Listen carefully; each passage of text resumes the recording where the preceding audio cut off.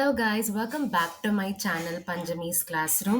இந்த வீடியோல நம்ம 12th standard biobotany chapter 1 asexual and sexual reproduction in plantsல middle layer பத்தி தான் நம்ம பார்க்க போறோம். ஸோ முன்னாடி இருக்கிற வீடியோல எண்டோதீசியம் அப்படின்னா என்னன்னு நம்ம பார்த்திருந்தோம். எண்டோதீசியம்க்கு அப்புறமா இருக்கக்கூடிய லேயர்ஸை நம்ம மிடில் லேயர் அப்படின்னு சொல்லுவோம். So 2 or 3 layer of cell next to endothecium middle லேயர்னு சொல்றோம். இவங்க பாத்தீங்கன்னா எஃபிஹெமரல் அப்படின்னு சொல்றாங்க. எஃபிஹெமரல் அப்படின்றது ரொம்ப கம்மி அமௌண்ட் ஆஃப் டைம்ல சர்வைவ் பண்றத எஃபிஹெமரல் அப்படின்னு சொல்றோம்.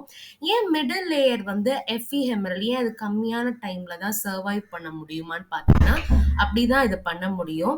மெச்சூரிட்டி ஆகிற டைம்ல என்ன ஆகும் அப்படின்னா இந்த மிடில் லேயர்ஸ் ஒண்ணு அது செயலிழந்துரும், இல்லைன்னா அது கிரஷ் ஆயிடும். ஸோ அதனால இதை எஃபிஹெமரல் அப்படின்னு சொல்றாங்க. நெக்ஸ்ட் வரக்கூடிய வீடியோல டப்பீட்டம்னா என்ன, அதோட ஃபங்க்ஷன் அண்ட் அதோட டைப்ஸை பத்தி நம்ம பார்க்கலாம்.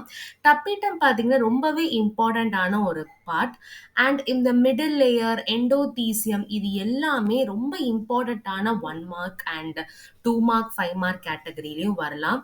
டிரான்ஸ்வர்ஸ் செக்ஷன் ஆஃப் மெச்சூர் ஆம்பர்னு கேட்டு இந்த கொஸ்டின் நீங்க எழுதலாம். இந்த டாபிக்ல ஏதாவது டவுட் இருந்ததுன்னா மறக்காம கமெண்ட் செக்ஷன்ல போஸ்ட் பண்ணுங்க.